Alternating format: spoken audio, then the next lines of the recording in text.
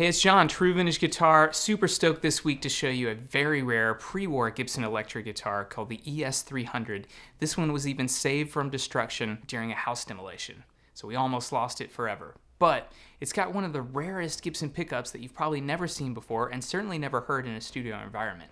So I've got a really great solo guitarist that's gonna really show you how that sounds. I'm gonna run through the history of the model, then I'm gonna give you a book recommendation that you're really gonna dig if you like Gibson electric guitars and cool, weird history. This is information I've never seen anywhere else, including shipment totals, so you're gonna like that a lot. But if you came here looking for the second video on the 1966 Fender Mustang, I apologize, I don't have that second video yet. If you haven't seen the first video in that series, you can hit the link up top to check that out. Running through restoring that one from the attic, bringing it all the way to the stage. So if you want to see that series, go ahead and hit the subscribe button on this video. It's really going to help me out, bring more vintage guitars to you guys. I've got a new video coming every week. It's rare stuff you've never seen and heard before. I think you're going to dig it, so hit subscribe. I appreciate that. And if you like what's going on in this video, hit the like button at any time throughout the video.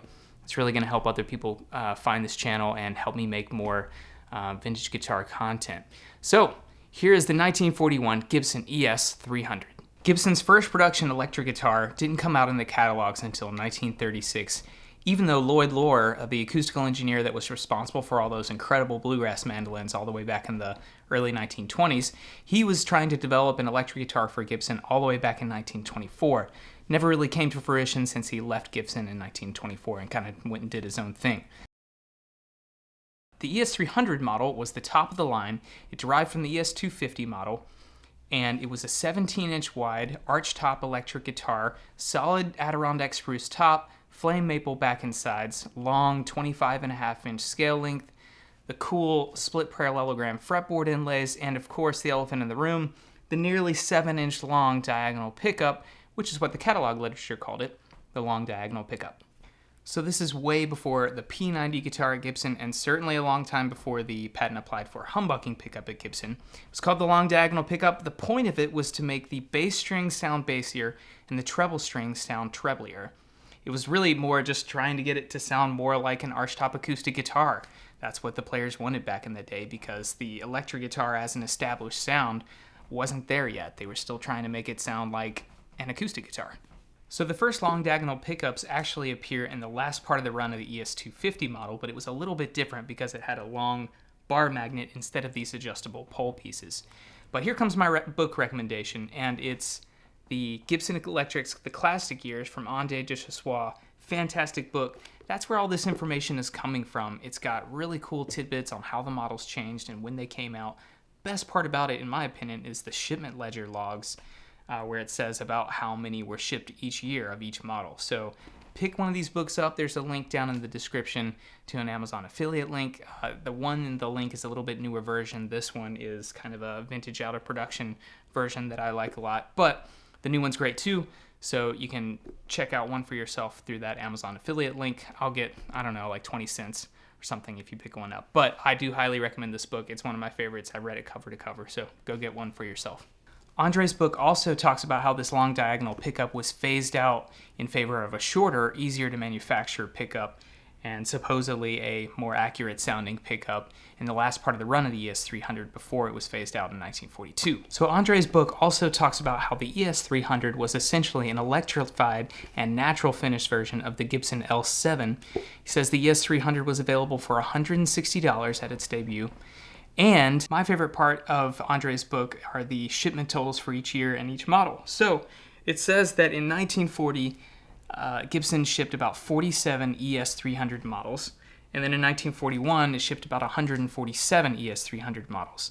There's a little note in that section that says that he estimates that only about the first 60 of these guitars featured the long diagonal pickup instead of the updated shorter pickup that was kind of closer to a P90. Then he also talks about the ES-250. He says that 58 were shipped in 1940 and 41 were shipped in 1941, which means that I'm estimating less than 100 examples of this long diagonal pickup out there, and probably only about 60 examples with the adjustable pole pieces pickup. So yeah, this is a really rare pickup. So this particular Gibson ES-300 appears to have left the factory in about 1941, according to the serial number. I don't have an exact shipping date for it, so if you have access to the ledgers, hit me up and we'll see exactly what day this one shipped. But it was found in a house that was about to be demolished. So this guy calls me. He said he was part of a demolition crew, and they were going through this house, getting ready to demolish it, and they saw this case in the corner, and this was the guitar that was in the original case. So can you imagine, we almost lost this guitar, one of only 60 examples with the long diagonal pickup. We almost lost it forever. You'd never get to hear it again. But luckily this guy saved it, and I was able to acquire it from him in unrepaired condition. I had Jason Burns do the repairs, including the neck reset and the refret, a couple other maintenance items.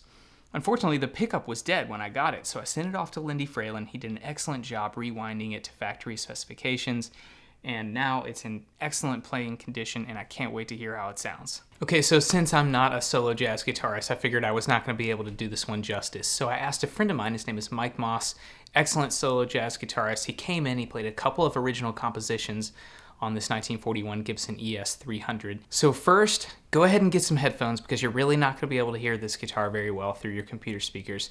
Get some headphones so you can get the full range of bass and treble frequencies.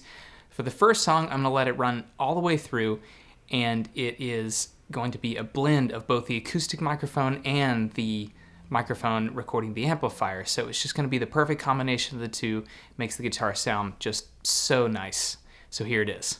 Hey, I'm Mike Moss, and I'm here at Four Birds Recording Studio in Birmingham, Alabama, playing a song that's called Tal and Barney B-flat Blues. It's a medley, sort of. And I'm playing on this Gibson ES-300 from 1941, a unique instrument. So here I go.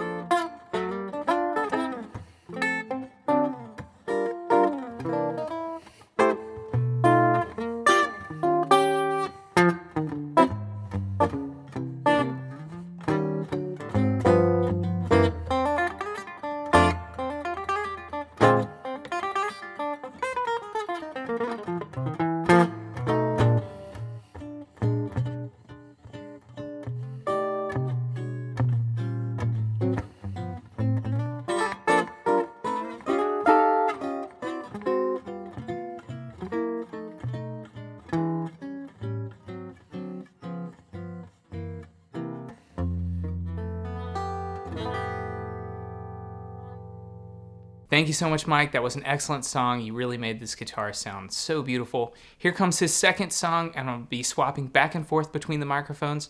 I'm going to start off on the acoustic microphone for about 10 seconds or so.